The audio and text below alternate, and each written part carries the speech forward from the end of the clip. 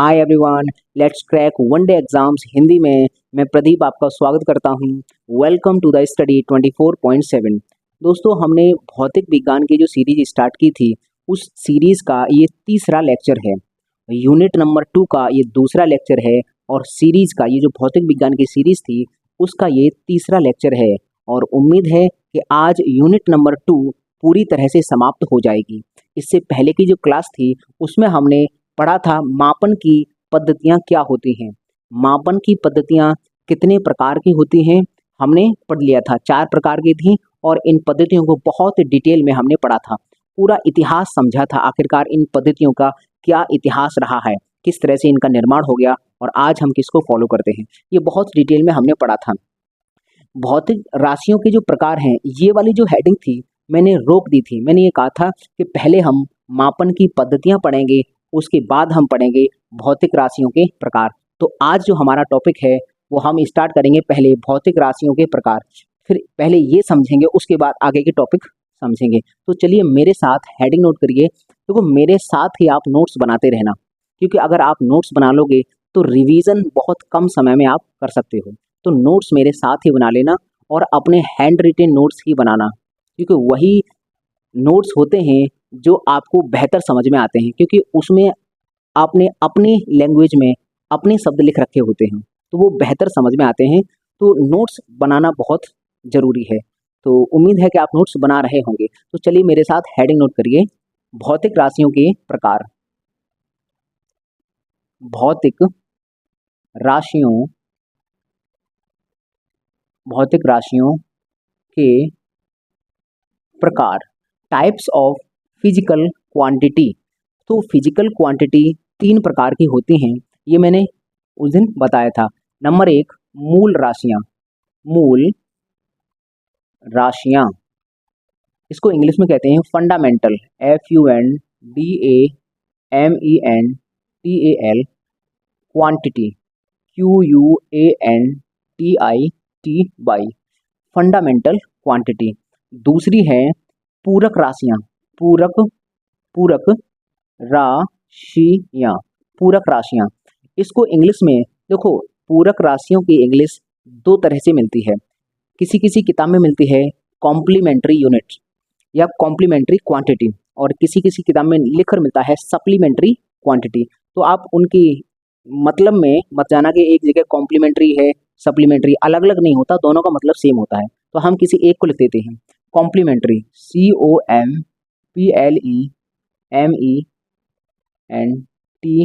COMPLEMENTARY, complementary quantity. Last है व्युत्पन्न राशियाँ। व्युत्पन्न राशियाँ, व्युत्पन्न राशियाँ को इंग्लिश में बोलते हैं ड्राइव्ड क्वांटिटी, DERIVED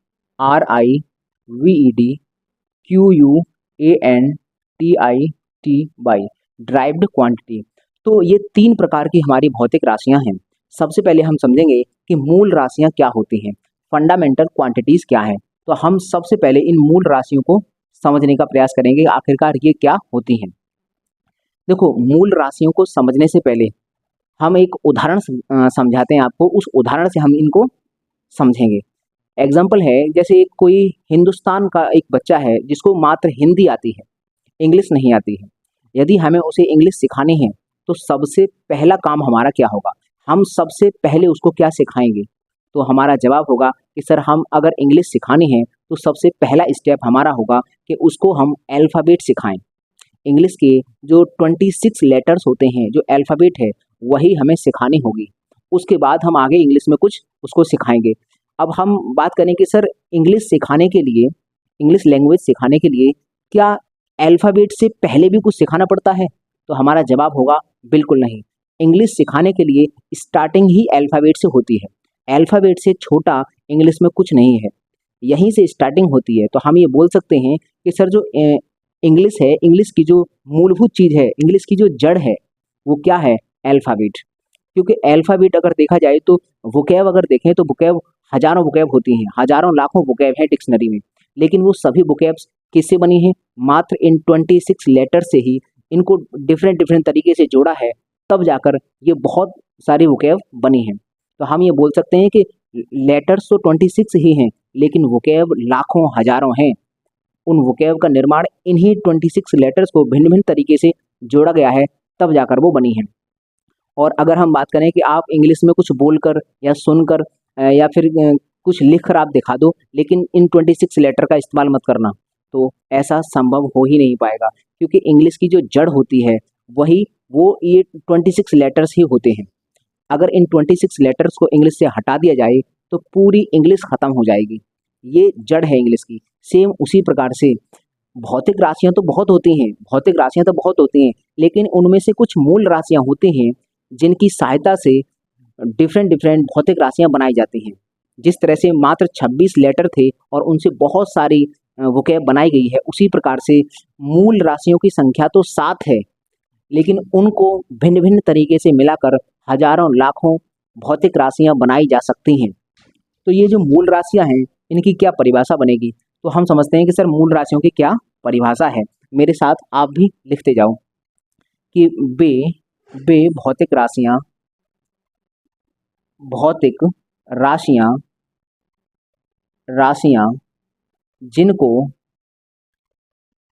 जिनको और अधिक छोटी भौतिक राशियों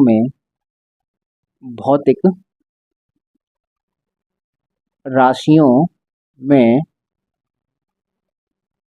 व्यक्त नहीं किया जा सकता, मूल राशियां कहलाती हैं। मूल राशियां कहलाती हैं। इसका मतलब क्या हुआ कि वे भौतिक राशियां जो अपनी सबसे सूक्ष्मतम फॉर्म में होती हैं, मतलब ऐसी भौतिक राशियां जिनको और अधिक छोटी भौतिक राशियों में हम नहीं तोड़ सकते।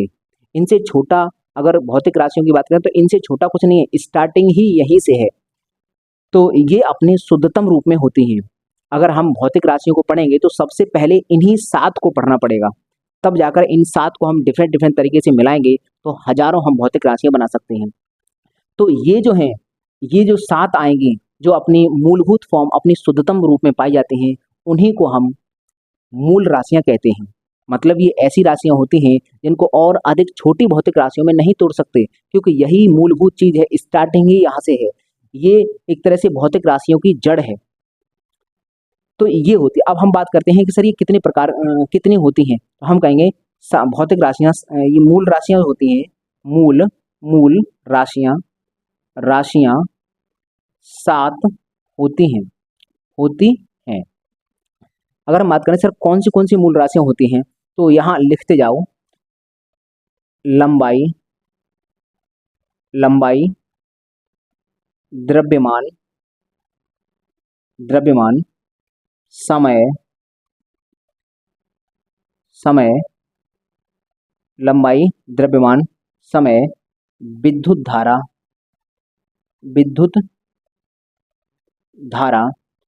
ज्योति तीव्रता और है ताप, और अंतिम है पदार्थ की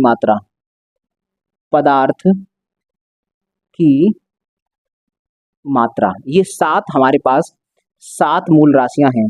1, 2, 3, 4, 5, 6 और 7। तो पहली मूल राशि है लंबाई, द्रव्यमान, समय, विद्युत धारा, ज्योति तीव्रता, ताप और पदार्थ की मात्रा। ये 7 मूल राशियां हैं। इनके अलावा जितनी भी भौतिक राशियां होंगी वो सभी इसके अलावा ये 2 और हैं, पूरक राशियां भी हैं 2। इन 7 ये और 2 पूरक राशियां, इनको छोड़कर बाकी भौतिक विज्ञान में जितनी भी भौतिक राशियां हैं वो सभी इन 7 और 2 वो उनकी सहायता से ही मिलकर बनेगी। मतलब 7 ये और 2 पूरक राशियां होती हैं। तो इन 9 को ही भिन्न भिन्न तरीके से जोड़कर नई राशियां बनाई जाती हैं। तो हम बात करते हैं सर इनके क्या मात्रक हो सकते हैं।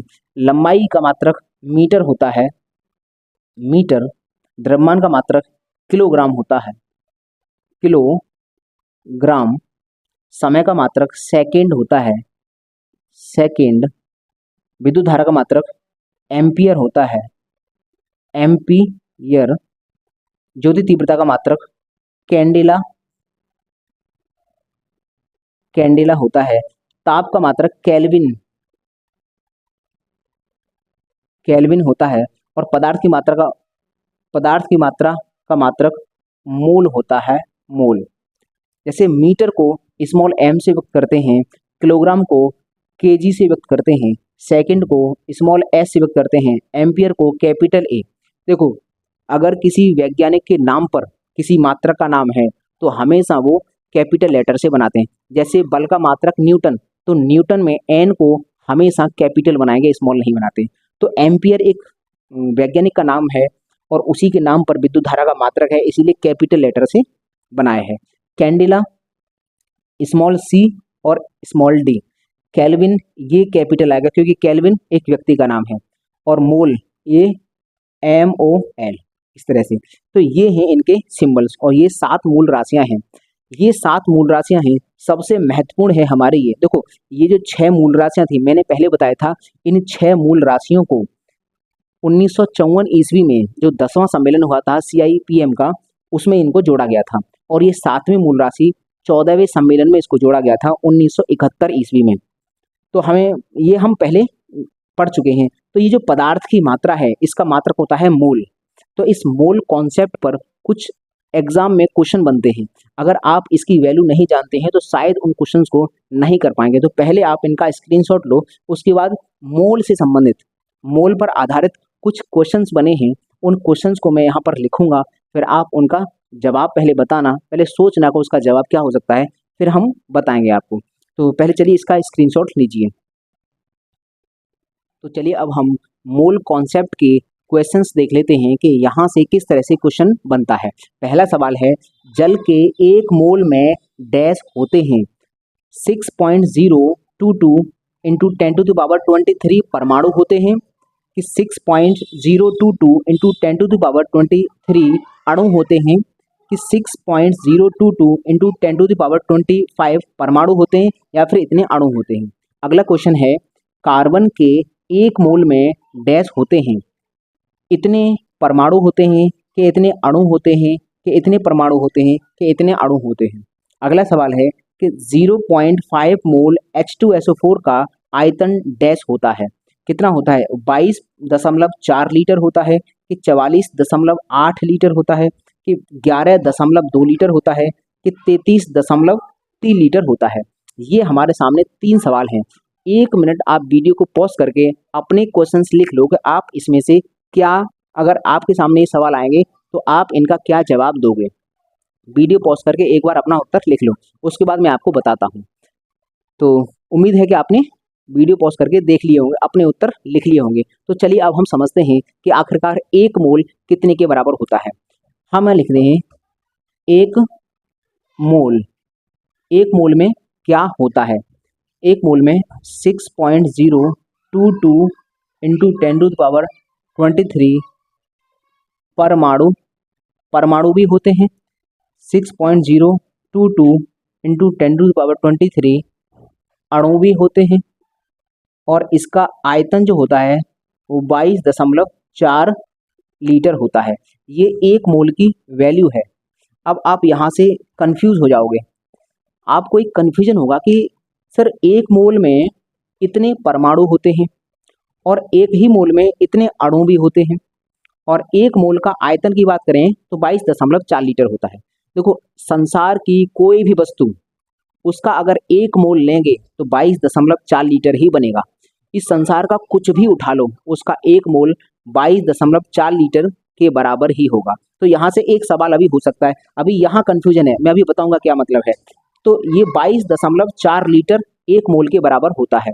तो हम इतना समझते हैं, इस सवाल का जवाब हम दे सकते हैं। यहाँ लिख रखा है 0.5 मोल H2SO4 का आयतन कितना होगा। तो ये पूरा तो है नहीं, पूरा 1 मोल तो है नहीं, आधा मोल है। तो आधा मोल है तो आयतन भी आधा मोल होगा। 1 मोल का आयतन 22.4 होता है, तो आधे मोल का आयतन 11.2 होगा। तो इस सवाल का जवाब होगा ये वाला। अगली बात करते हैं कि सर ये जो 1 मोल है, 1 मोल सर परमाणु के भी बराबर होता है और अणु के भी बराबर होता है। तो इन दोनों में कन्फ्यूजन ना हो, इसको समझने के लिए मैं एक नोट पॉइंट और लिखाता हूँ। नोट पॉइंट आप एक और नोट करिए। एक नोट पॉइंट क्या है कि परमाणु परमाणु निर्जीव अगर कोई वस्तु है, निर्जीव अगर कोई वस्तु है तो उसका सबसे सूक्ष्मतम अगर कोई कण होता है तो वो होता है परमाणु। जब परमाणु मिलता है तब बनता है तत्व। जब परमाणु मिलते हैं तो बनता है तत्व, एलिमेंट बनता है। और जब एलिमेंट मिलते हैं तो बनता है अणु, और जब अणु मिलते हैं तो बनता है यौगिक, और जब यौगिक मिलते हैं तो बनता है मिश्रण। वो हम केमिस्ट्री में पढ़ेंगे। अभी हम ये समझेंगे कि सर ये निर्जीव वस्तु की सबसे सूक्ष्मतम इकाई है परमाणु। परमाणु जब दो या दो से अधिक परमाणु मिलते हैं तो बनता है तत्व, और तत्व मिल जाते हैं तो बनता है अणु, और अणु मिलते हैं तो बनता है यौगिक। अगर हम बात करते हैं, ये इनका क्रम है। तो अगर हम यहाँ देखें कि जल के 1 मोल में होते हैं, तो अगर हम बात करें सर ये जल है, ये जल क्या है? जल एक तत्व है कि ये एक यौगिक है? यौगिक। हम बात करें कि जल जो है ये तत्व है कि यौगिक है, तो आपका जवाब होगा कि सर ये यौगिक है, ये तत्व तो नहीं है, क्योंकि इसमें 2 तत्व मौजूद हैं, हाइड्रोजन और ऑक्सीजन। तो ये यौगिक है। तो हम बात करेंगे सर अगर ये यौगिक है, ये यौगिक दिया है और किसी यौगिक का 1 मोल पूछ रहा है, तो हम ये देखेंगे कि आखिरकार यौगिक का सूक्ष्मतम कण क्या होता है। यौगिक बना होता है अणुओं से, और अणु बना होता है तत्व से, एक जैसे तत्व से, और तत्व बना होता है परमाणु से। इसका मतलब सवाल में उसने यौगिक रख के पूछा है कि जल मतलब यौगिक का 1 मोल किसके बराबर होगा। तो यौगिक किससे बना होता है? यौगिक बना होता है अणुओं से, अर्थात इसका जवाब होगा अणु, ये वाला बी ऑप्शन। जल के 1 मोल में डैश होते हैं, तो हम कहेंगे 6.022 इंटू 10⁻23 अणु होते हैं, क्योंकि इसने यौगिक पूछा था। अगर बात करते हैं सर ये कार्बन क्या है? कार्बन यौगिक है कि तत्व है? तो जवाब आएगा कि सर कार्बन तो तत्व है। तो आप देखेंगे कि तत्व किससे बना होता है। तत्व का सूक्ष्मतम कण क्या है? परमाणु है। यौगिक का सूक्ष्मतम कण क्या था? अणु था। तो अगर सवाल यौगिक रख के पूछेगा तो हम जवाब देंगे अणुओं की संख्या। यौगिक अगर पूछेगा तो उसमें होते हैं अणुओं की संख्या, और अगर तत्व पूछेगा तो उसमें होते हैं परमाणुओं की संख्या। तो उसने अभी यहाँ पर तत्व रखे पूछा है कि कार्बन के 1 मोल में डैश होते हैं, तो हम कहेंगे कार्बन के 1 मोल में, सर कार्बन एक तत्व है तो इसमें परमाणुओं की संख्या होगी, तो इसका जवाब होगा ऑप्शन नंबर पहला। तो ये जो 3 सवाल हैं, तीनों सवाल भिन्न भिन्न एग्जाम में पूछे जा चुके हैं, रेलवे के एग्जाम में कई बार आए हैं, तो ये काफी कंफ्यूज करने वाले क्वेश्चन थे ये 3। तो मोल अवधारणा से, तो ये वाला नोट पॉइंट और ये वाला नोट, इन दोनों नोट पॉइंट को ढंग से नोट करना है और इन क्वेश्चंस को भी नोट करना है, क्योंकि जब ये नोट पॉइंट लिख लोगे तभी ये क्वेश्चन समझ में आएंगे। तो क्वेश्चन भी नोट कर लेना और वो भी। तो आज समझ में आया होगा कि आखिरकार परमाणु हम कब लगाएंगे और अणु हम कब लगाएंगे। अगर यौगिक रख के पूछता है तो अणु लगाएंगे, और अगर तत्व रख के पूछता है तो परमाणु लगाएंगे। और यहाँ मोल अगर आयतन पूछेगा तो इस संसार की कोई भी वस्तु है उसका 1 मोल 22.4 लीटर के ही बराबर होता है। तो हम ये याद रखेंगे। अब इसके बाद आएगा आपका दूसरे नंबर पर व्युत्पन्न राशि, पूरक राशियां। अब आएंगी पूरक राशियां। तो अब हम पढ़ते हैं पूरक राशियां। पहले आप इनका स्क्रीनशॉट लो। पूरक राशियां 2 होती हैं, उनको भी अभी हम समझेंगे। पहले इसका स्क्रीनशॉट ले लो, उसके बाद हम आगे बढ़ते हैं। चलिए स्क्रीनशॉट लीजिए। तो चलिए अब हम पूरक राशियों को समझ लेते हैं कि पूरक राशियां क्या होती हैं। पूरक राशियों को इंग्लिश में कॉम्प्लीमेंट्री क्वांटिटी या फिर सप्लीमेंट्री क्वांटिटी कहा जाता है। पूरक राशियों की जो संख्या है वो होती है 2। तो हम कहेंगे सर पूरक राशियां कितनी होती हैं? पूरक राशियां पूरक राशियां 2 होती हैं। ये पूरक राशियों की जो संख्या है वो 2 होती है। अब आप कहोगे कौन सी होती हैं? तो नंबर 1 है कोण, एंगल, और इसी को हम समतल कोण या फिर हम 2D कोण कहते हैं। 2D मतलब होता है 2 डायमेंशनल मतलब द्विविमीय कोण। इस कोण में केवल 2 विमाएं होती हैं, या तो लंबाई या चौड़ाई होगी, या फिर चौड़ाई और ऊंचाई होगी, या फिर ऊंचाई और लंबाई होगी। मात्र होती 2 ही हैं। केवल 2 इसके अंदर विमाएँ होती हैं, इसलिए इसे 2D एंगल भी कहा जाता है। ये अगर हम बात करें कि एक ये है और एक ये, अगर दो लाइन हैं, दो लाइन एक दूसरे के साथ झुकी हुई हैं, तब भी वो 2D एंगल कहलाता है। या फिर दो सतह या दो सरफेस एक दूसरे के साथ झुकी हैं, तब भी वो 2D कहलाता है। 2D एंगल कोण या समतल कोण या फिर 2D एंगल कहते हैं। जैसे इन दोनों लाइन के बीच में ये जो एरिया घिरा हुआ है, इसी को 2D एंगल कहते हैं या इसी को हम समतल कोण कहते हैं। इसका मात्रक रेडियन, RADIEN रेडियन होता है और इसका सिंबल होता है RAD। अगर हम कहीं पर 2D एंगल की वैल्यू लिख रहे हैं तो उसके पीछे सिंबल के तौर पर RAD लिखते हैं। अगर हम बात करें कि सर रेडियन जो होता है 1 पाई रेडियन का मान कितना होता है अंश में, तो ये होता है 180 डिग्री होता है।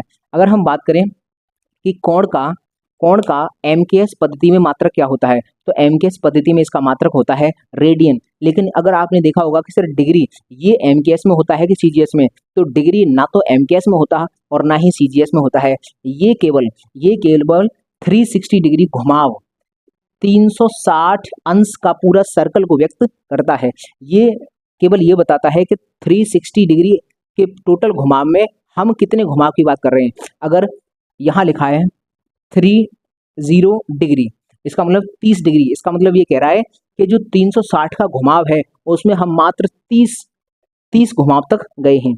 केवल ये डिग्री उस 360 डिग्री घुमाव को दर्शाता है। तो ये जो डिग्री होता है ये न तो MKS में होता है और ना ही CGS पद्धति में होता है। MKS में कोण का मात्रक रेडियन होता है। अब हम बात करते हैं सर इसका फॉर्मूला क्या होता है। तो हम अगर बात करें फॉर्मूले की, तो कोई एंगल होता है उसके द्वारा कोई आर्क होता है, चाप, तो फॉर्मूला होता है कोण निकालने का फॉर्मूला होता है चाप बट्टे त्रिज्या। चाप क्या होता है कि जैसे मान लो ये एंगल है और यहाँ से अगर R डिस्टेंस पर मैंने चाप लगा दिया है, तो इस चाप की कुछ लेंथ रहेगी, इस चाप की कुछ लेंथ होगी, तो इसकी लेंथ ऊपर रख लो और ये त्रिज्या का काम करेगी और इसको नीचे रख लो, तो एंगल पता चल जाता है। ये है 2D एंगल का फॉर्मूला। अब हम बात करते हैं 3D। अब हम बात करते हैं ठोस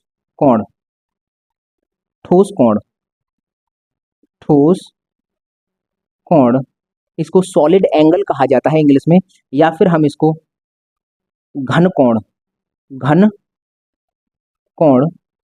या फिर 3D कोण कहते हैं।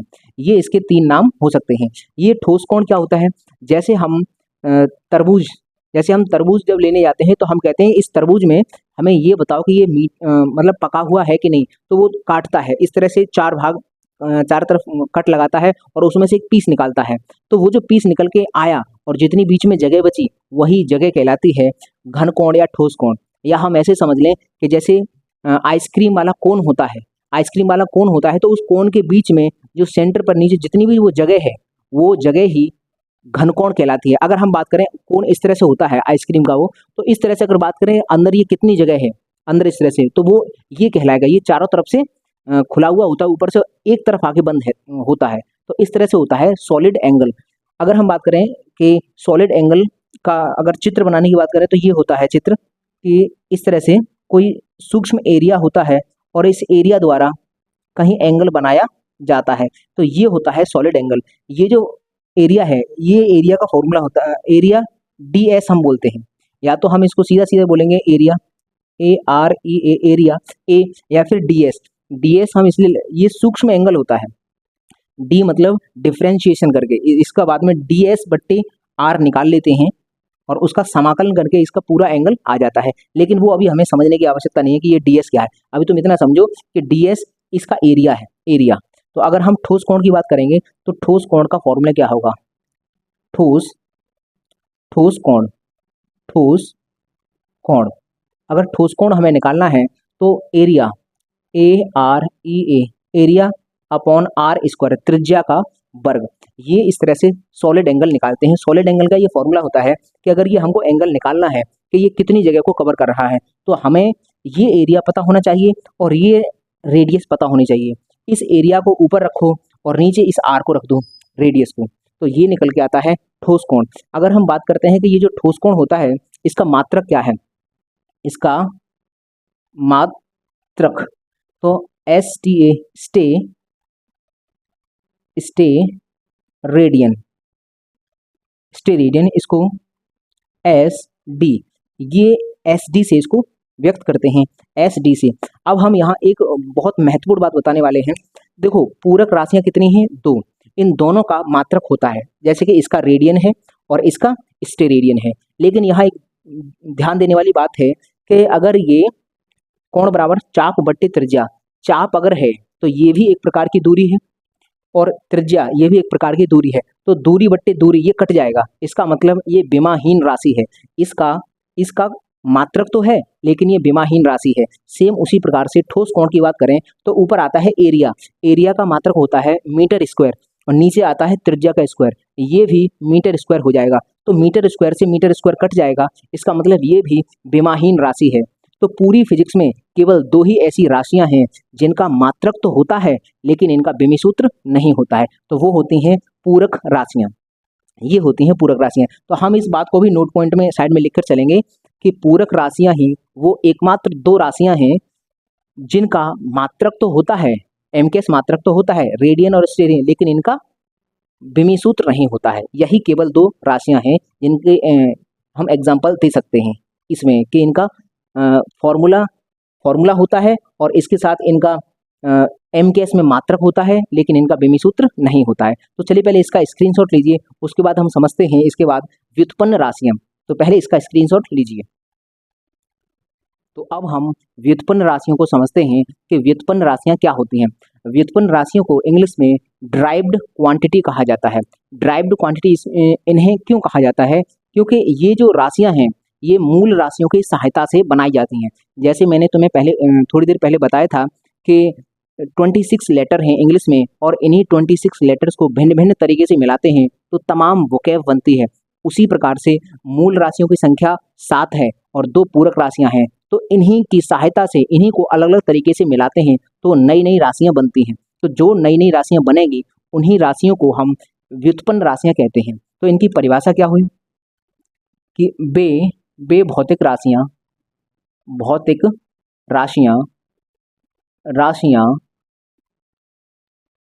जिन्हें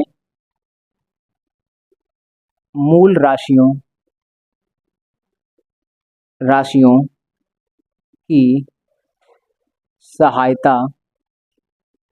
से बनाया जाता है उन्हें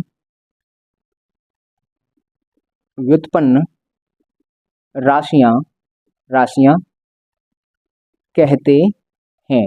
मतलब क्या है कि वे भौतिक राशियां जिनको मूल राशियों की सहायता से बनाया जाएगा उन्हीं को हम व्युत्पन्न राशियां कहेंगे। जैसे उदाहरण के तौर पर इनकी जो संख्या है, इनकी संख्या अनंत हो सकती है। आज तक साइंस में यही, मतलब साइंस में क्या होता है कि कभी भी इन्वेंशन रुकते नहीं हैं। ऐसा हम नहीं कह सकते कि अब जितनी अभी मात्रक हैं या फिर अभी जितनी व्युत्पन्न राशियां हैं उतनी ही रहेंगी, आगे और बन सकती हैं। तो ये इनकी संख्या अनंत हो सकती है आगे। तो कुछ मैं एग्जांपल्स आपको बताऊंगा कि आखिरकार व्युत्पन्न राशियों को किस तरह से बनाया जाता है और कौन से हो सकते हैं। तो हम यहाँ पर समझते हैं कुछ व्युत्पन्न राशियों के उदाहरण। पहली है क्षेत्रफल। देखो क्षेत्रफल का जो फॉर्मूला होता है वो होता है लंबाई गुणा चौड़ाई। अगर हम बात करें कि लंबाई की, तो लंबाई एक प्रकार की दूरी है और दूरी का मात्रक क्या होता है, मीटर। दूरी का मात्रक होता है मीटर मल्टीप्लाई बाई, और चौड़ाई भी एक प्रकार की दूरी है। तो मतलब दूरी का 2 बार गुणा कर दिया तो एक नई राशि निकल के आई, ये है आपकी व्युत्पन्न राशि। और देखो ये भी दूरी थी, ये भी दूरी थी, तो दूरी है मूल राशि, जो डिस्टेंस है वो मूल राशि है। एक मूल राशि को 2 बार गुणा कर दिया तो एक नई व्युत्पन्न राशि बनकर तैयार हुई, उसको बोलते हैं क्षेत्रफल। ये भी दूरी है तो इसका मात्रक मीटर, और ये भी दूरी है तो इसका मात्रक भी मीटर होता है। तो अर्थात मीटर स्क्वायर बना, अर्थात हम बोल सकते हैं कि क्षेत्रफल का जो मात्रक बना वो मीटर स्क्वायर बना। तो ये क्षेत्रफल हो गया व्युत्पन्न राशि, और ये ये दूरी है, ये है मूल राशि। तो मूल राशि की सहायता से ही हमने इसको बनाया है। अब हम बात करते हैं अगली, आयतन। आयतन, आयतन का फॉर्मूला होता है लंबाई गुणा चौड़ाई गुणा ऊंचाई। इसका मतलब ये है कि आयतन एक व्युत्पन्न राशि है जिसमें लंबाई, चौड़ाई और ऊंचाई का गुणा कर देते हैं। लंबाई एक प्रकार की दूरी है, चौड़ाई भी एक प्रकार की दूरी है, और ऊंचाई भी एक प्रकार की दूरी ही है। तो अगर हम ये तीन दूरियों को एक साथ मल्टीप्लाई करते हैं तो मीटर मल्टीप्लाई बाई मीटर बराबर मीटर क्यूब। तो ये मीटर क्यूब इस आयतन का मात्रक हो गया। तो आयतन यहाँ पर एक व्युत्पन्न राशि है और इसका मात्रक मीटर क्यूब हो गया। अगर हम बात कर लेते हैं अगली बात कर लेते हैं बेग। बेग क्या होता है? बेग, तो बेग होता है विस्थापन अपॉन समय, विस्थापन बट्टे समय, ये बेग होता है। विस्थापन एक तरह की दूरी है और समय एक तरह का, ये तो समय ही है, ये मूल राशि, तो ये भी मूल राशि है, ये भी मूल राशि है। तो एक मूल राशि में दूसरी मूल राशि का भाग लगाया है तो एक नई मूल राशि बनकर तैयार हुई, इसका नाम है बेग। ये जो बेग है, विस्थापन का मात्रक मीटर, मतलब एक प्रकार की दूरी है, समय का मात्रक सेकंड, तो ये समय होता है। तो इसका जो मात्रक बना मीटर प्रति सेकंड, हम इसको बोल देंगे मीटर प्रति सेकंड। अगर हम बात करते हैं अगले की, तो त्वरण, एक्सीलरेशन, इसका फॉर्मूला होता है बेग परिवर्तन बट्टे समय। मतलब बेग में कितना परिवर्तन हुआ, तो बेग में परिवर्तन जितना भी आएगा वो होगा एक प्रकार का बेग ही होगा। तो इसका मतलब बेग बट्टे समय है। तो बेग का अभी मैंने देखा है, बेग का विस्थापन बट्टे समय होता है और नीचे समय ये और आ गया एक्स्ट्रा। इसका मतलब ये होगा बेग का विस्थापन बट्टे समय, ये तो बेग का फॉर्मूला, और नीचे एक समय ऑलरेडी रखा है समय, तो ये हुआ विस्थापन बट्टे समय गुणा समय। तो ये सब की सब मूल राशियां हैं और इन मूल राशियों की सहायता से एक नई राशि बनी है। तो ये व्युत्पन्न राशि है और ये मूल राशियां हैं। अगर हम इसकी मात्रक की बात करें तो ये तो मीटर होता है और ये समय है नीचे, तो इसका मात्रक सेकंड और इसका मात्रक भी सेकंड। तो इसका मतलब मीटर सेकंड की घात -2, ये है इसका मात्रक। मीटर प्रति सेकंड स्क्वायर इसको हम बोलेंगे। अब हम बात करते हैं 5 में की बल की। बल, तो बल का फॉर्मूला होता है m इंटू ए। एम होता है द्रव्यमान और ए होता है त्वरण, और त्वरण हमने अभी देखा है, एक्सीलरेशन ये देखा है। तो द्रव्यमान का मात्रक तो किलोग्राम होता है केजी, और त्वरण का हमने अभी मात्रक देखा मीटर प्रति सेकंड स्क्वायर, मीटर बट्टे सेकंड स्क्वायर, तो मीटर बट्टे सेकंड स्क्वायर। तो ये त्वरण का हमने मीटर बट्टे सेकंड स्क्वायर रखा और द्रव्यमान का किलोग्राम हो गया। तो ये बल का मात्रक किलोग्राम इंटू मीटर बट्टे सेकंड स्क्वायर ये हो गया। अगर हम बात कर लेते हैं इसकी शॉर्ट फॉर्म की, तो केजी एम इंटू सेकेंड की घात -2, इस तरह से हम बोल देंगे कि ये शॉर्टकट में इसका मात्रक है। आजकल क्या है कि इस तरह से मात्रक लिख कर देता है एग्जाम में और पूछता है कि ये मात्रक निम्न में से किस राशि का है। तो हमें पहचानना पड़ेगा, थोड़ा सा ध्यान देना पड़ेगा कि ये बल का मात्रक होता है, और अगर ऐसे लिखा है तो वो त्वरण का मात्रक है, और अगर ये लिखा है तो बेग का मात्रक है। ये हमको याद रखने होंगे। तो ये है, इसके साथ इसी के साथ साथ बहुत तमाम हो सकते हैं व्युत्पन्न राशियाँ, क्योंकि हजारों लाखों हो सकती हैं, हम कितनी लिखें। तो हमने एग्जाम्पल के तौर पर तुम्हें समझा दिया कि व्युत्पन्न राशि क्या होती हैं और इनको बनाया जाता है मूल राशियों की सहायता से। तो मूल राशियाँ ये हैं और इन्हीं की सहायता से इनको हमने बनाया है। ऐसे हमारे पास हजारों एग्जाम्पल्स हो सकते हैं, लेकिन अभी हम इतने ही एग्जाम्पल से समझेंगे आखिरकार व्युत्पन्न राशियाँ क्या होती हैं। तो हमने अभी समझा व्युत्पन्न राशियाँ क्या होती हैं। अब महत्वपूर्ण मात्रक, ये वाला हमारा टॉपिक आएगा, महत्वपूर्ण मात्रक। तो अभी महत्वपूर्ण मात्रक मैंने कहा था 25 महत्वपूर्ण मात्रक हैं, और उन्हीं 25 महत्वपूर्ण मात्रकों को अभी हम समझेंगे। तो पहले इसका स्क्रीनशॉट लो, उसके बाद हम महत्वपूर्ण मात्रकों को समझते हैं। चलिए स्क्रीनशॉट लीजिए। तो अब हम महत्वपूर्ण मात्रकों को समझ लेते हैं कि कौन से महत्वपूर्ण मात्रक हैं। देखो, मैंने कहा था कि 25 महत्वपूर्ण मात्रक हैं, उन 25 में से 6 ये हैं। ये वो हैं जिनका मात्रक MKS और CGS दोनों पद्धति में पूछता है, और इनके अलावा जो मैं 19, 19 लिखाने वाला हूँ उनका केवल MKS पद्धति में मात्रक पूछता है। लेकिन ये 6 ऐसे हैं जिनका MKS और CGS दोनों आपको याद करना है। पहला है बल। बल का MKS मात्रक होता है न्यूटन, और CGS मात्रक होता है डायन। और कार्य और ऊर्जा, इसका मात्रक होता है, कार्य और ऊर्जा का सेम है मात्रक, इसका MKS मात्रक होता है जूल और CGS मात्रक होता है अर्ग। अगर चुंबकीय क्षेत्र की बात करें तो इसका MKS मात्रक होता है टेस्ला और इसका CGS मात्रक होता है गॉस, इसका CGS मात्रक गॉस। आवेश का MKS मात्रक की बात करें तो कूलाम होता है, और इसका CGS मात्रक की बात करें तो स्टेट कूलाम या ESU कहते हैं, इसको ESU कहा जाता है। दाब का मात्रक पास्कल होता है, पास्कल, MKS में पास्कल और इसका CGS में बार होता है। अगर हम बात करें चुंबकीय फ्लक्स, तो चुंबकीय फ्लक्स का MKS में मात्रक होता है वेबर और CGS में मात्रक होता है मैक्सवेल।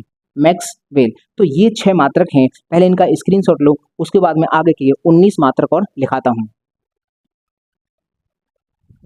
तो चलिए अब हम शेष मात्रकों को देख लेते हैं कि कौन से मात्रक हैं जो हमारे लिए इम्पोर्टेंट हैं।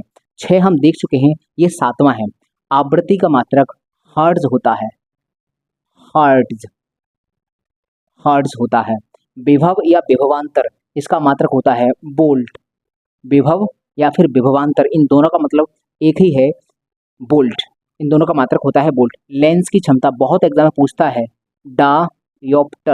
डायोप्टर लेंस की क्षमता का मात्रक डायोप्टर होता है। ऊष्मा या शारीरिक ऊर्जा, शरीर की जो ऊर्जा होती है, जैसे भोजन खाने पीने भोज्य पदार्थ होते हैं उनमें एक तरह की ऊर्जा होती है, और हमारे शरीर में भी एक तरह की ऊर्जा होती है जो भोज्य पदार्थों से मिलती है।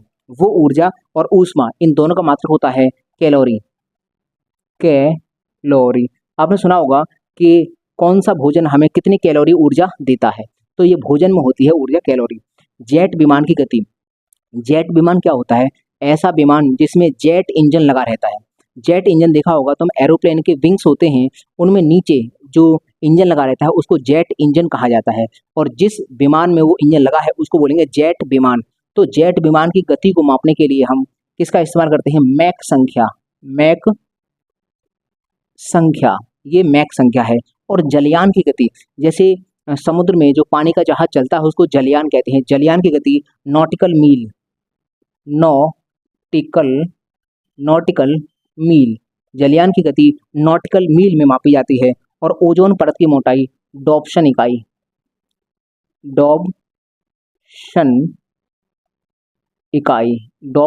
में ओजोन परत की मोटाई मापी जाती है। ध्वनि की तीव्रता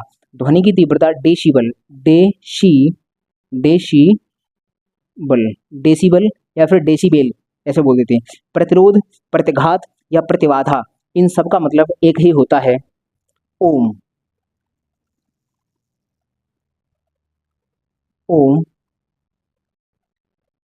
इसका सिंबल इस तरह से होता है, ओम। अगर हम बात करते हैं कच्चा तेल या फिर पेट्रोलियम, कच्चा तेल और पेट्रोलियम को किस में मापते हैं? लीटर में नहीं मापते, इसको मापते हैं बैरल में। बैरल याद रखेंगे, बैरल। और समुद्र की गहराई मापने के लिए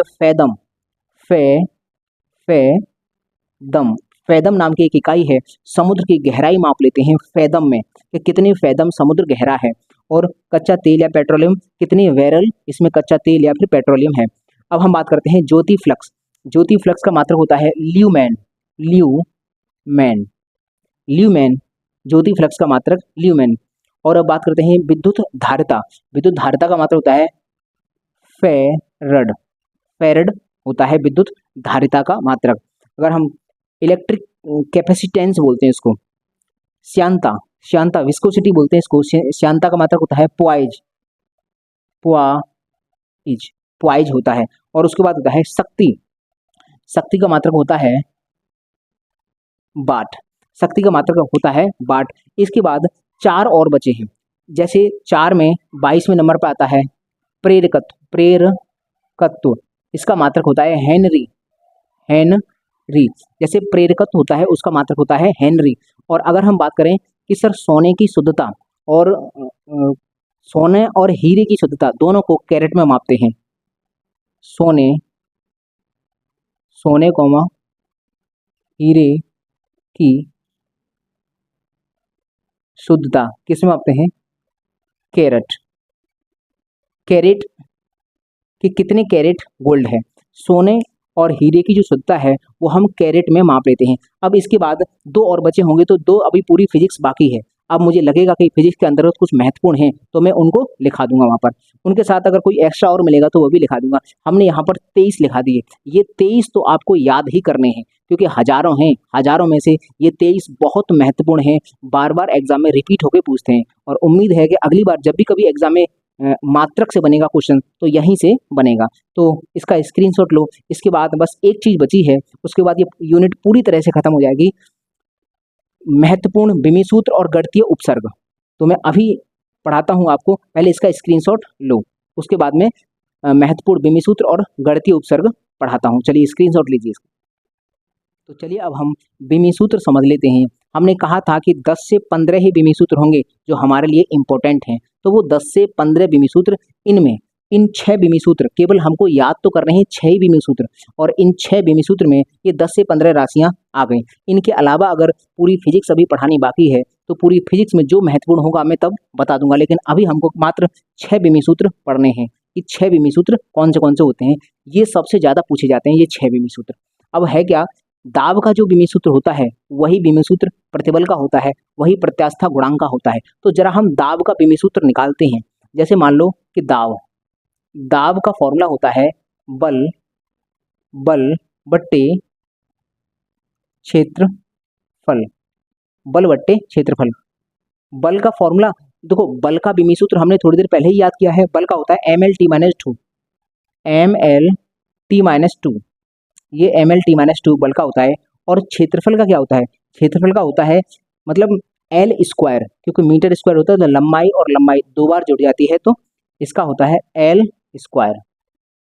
अगर हम बात करें तो एक L से तो एक L कट जाएगी और ये L ऊपर जाके माइनस में आ जाएगी। इसका मतलब विमिसूत्र बना ml-1 t-2, ml-1 t-2। तो इसका फॉर्मूला हुआ ml-1 t-2। देखो ये मैथमेटिक्स है। अगर आपको ये समझ में नहीं आएगा सर ये -1 कैसे आ गया, तो ये थोड़ा समझना पड़ेगा, थोड़ा सा गणित है कि एक घात तो काट देगा, ये नीचे एक घात बचेगी। तो जब नीचे से हर से कोई चीज़ अंश में जाती है तो घात का चिन्ह बदल जाता है, नीचे प्लस का है तो ऊपर जाएगी तो माइनस का हो जाएगा। इतना तो थोड़ा बहुत गणित है, इतना तो तुमको आता ही होगा। तो चलिए ये हो गया। इसका मतलब इन तीनों का विमिसूत्र यही है ml-1 t-2। उसके बाद बल, भार, तनाव और खिंचाव, अगर ये इनमें से कोई भी शब्द लेकर आ जाए इन सब का विमिसूत्र एक ही होता है। बल का विमिसूत्र अभी हम जानते हैं, हमने पहले भी थोड़ी देर पहले भी बताया था, और डायरेक्ट हम याद रखो ml-t-2।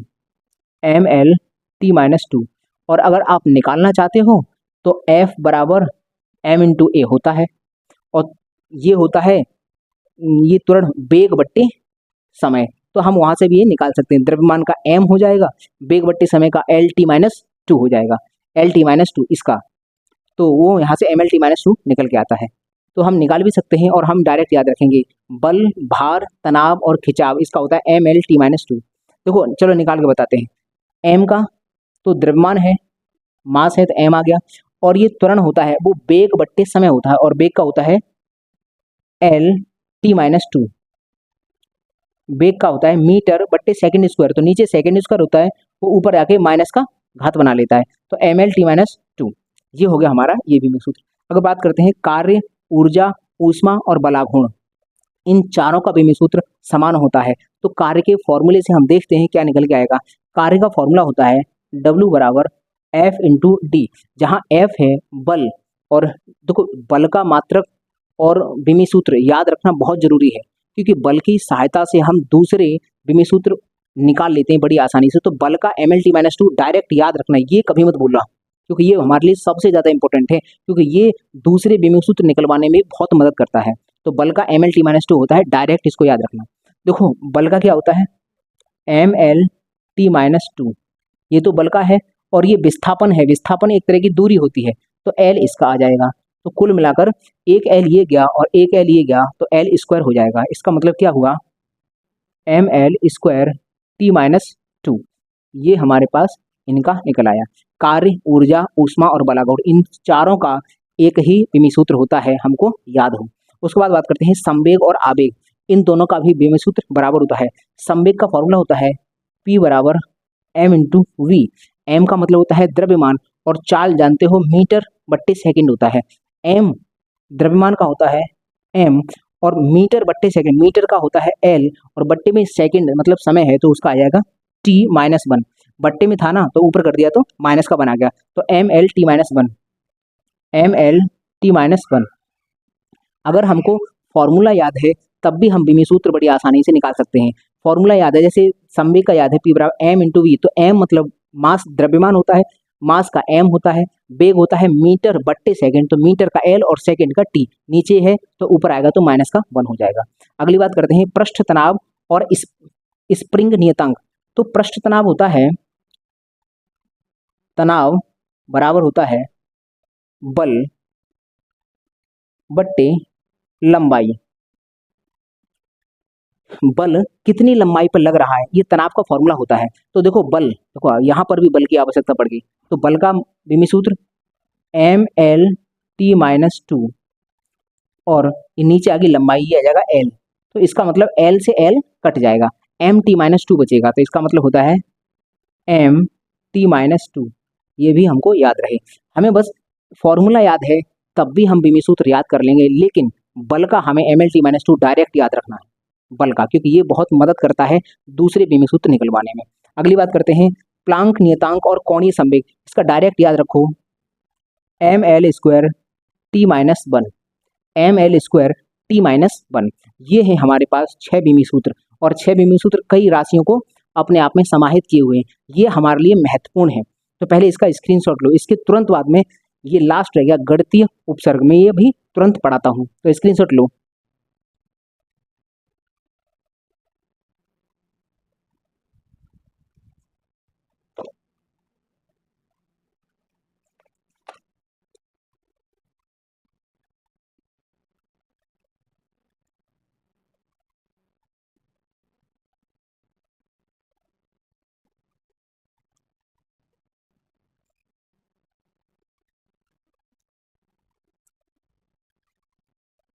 अब हमारा लास्ट टॉपिक बचा है गणितीय उपसर्ग। ये हमने सारे टॉपिक कर लिए, ये जो यूनिट है ये वो खत्म होने की कगार पर है, ये अंतिम हमारा टॉपिक है, और ये अंतिम टॉपिक होने के साथ ही ये हमारी यूनिट पूरी तरह से समाप्त हो जाएगी। तो चलिए हम लिखते हैं गणितीय उपसर्ग, उपसर्ग, ये गणितीय उपसर्ग मैथमेटिकल प्रीफिक्स कहा जाता है। जैसे मैं यहाँ पर एक टेबल बना रहा हूँ, आप भी मेरे साथ लिखते चलो, एक्सा पेटा टेरा, AXA peta tera, billion, billion या इसी को जीगा, जीगा। अगला है मिलियन, मिलियन, और इसी को मेगा। फिर आता है किलो, फिर आता है हेक्टो, फिर आता है डेका, डेका। तो हमें ये याद करना है एकदम क्रम से, हमें 3 याद करने हैं, एक्सा पेटा टेरा, फिर ये 2 याद करने हैं, बिलियन या जीगा, मिलियन या मेगा, फिर kilo hecto deca. Exa peta tera, billion या जीगा, मिलियन या मेगा, किलो हेक्टो डेका। तो हमें एकदम सीक्वेंस में याद करना है, एक्सा पेटा टेरा, बिलियन या जीगा, मिलियन या mega, kilo hecto deca. Exa peta tera, billion या जीगा, मिलियन या मेगा, दोनों सेम नाम है, मिलियन बोल दो या फिर मेगा बोल दो, बिलियन बोलो या फिर जीगा बोलो, एक ही बात है। और ये है किलो हेक्टो डेका, तो 3 बार में याद करना है, एक्सा पेटा टेरा, बिलियन या जीगा, मिलियन या मेगा, किलो हेक्टो डेका। अब इसकी वैल्यू क्या होती है, तो देखो एक्सा, इन सब की जो वैल्यू है, इन सब की वैल्यू 10 की पावर में होती है।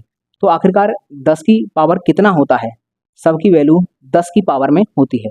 तो हम पावर स्टार्ट करेंगे 18 से, 18 पावर से स्टार्ट करो और 3 3 घटाते चले आओ। जब लास्ट में 3 आ जाए तो फिर 3 2 1 कर देना। 18, 18 के बाद 3 घटाए तो 15, 15 में से 3 घटाया तो 12, 12 में से 3 घटाया तो 9, 9 में से 3 घटाया तो 6, 6 के बाद ये 3 घटाए तो 3। मैंने कहा अब 3 आ गया तो अब एक एक घटा दो, 3 2 और 1।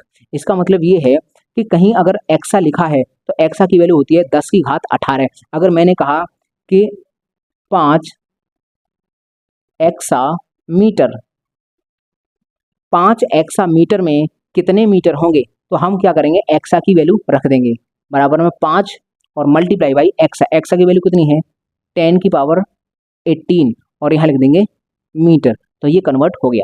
इसका मतलब ये है कि ये प्रीफिक्स जो होता है इसकी अपनी वैल्यू होती है, हम डायरेक्ट याद रखेंगे। मैंने क्रम से लिखा है, 3 3 घात घटाते चले आओ और जैसे ही 3 आ जाए उसके बाद 3 2 1 कर दो। तो एक्सा पेटा टेरा बिलियन या जीगा मिलियन या मेगा किलो हेक्टो डेका, हमको डायरेक्ट याद रहे। तो ये हो गया।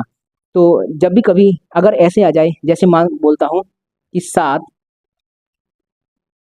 एक्सा किलोग्राम, 7 एक्सा किलोग्राम को केवल ग्राम में बदलो, तो इसका मतलब एक्सा की वैल्यू रखनी है और किलो की वैल्यू रखनी है। एक्सा और किलो, तो 7 एक्सा की वैल्यू 10 टू द पावर 18 होती है और किलो की पावर 10 टू द पावर 3 होती है, और यहाँ पर हम ग्राम लिख देंगे। तो इन दोनों पावर को ऐड कर देंगे, तो 7 multiply by 10 to the power 18 और 3 21 ग्राम, ये हो गया। तो कुल मिलाकर ये भी बदल दिया। तो इस तरह से अगर कोई भी वैल्यू दी होगी तो हम उसको आसानी से बदल सकते हैं। अब हम बात करते हैं इसके अलावा, ये हो गए, इसके अलावा और भी हैं, मतलब इसके नीचे हैं, इसी के नीचे आएंगे तो मैं इधर लिख दे रहा हूँ साइड में, ठीक है।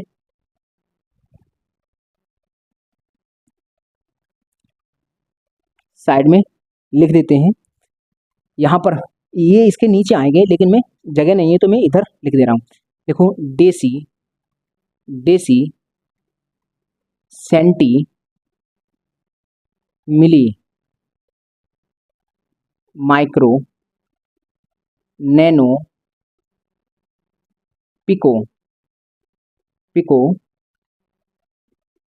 फेमटो और एटो।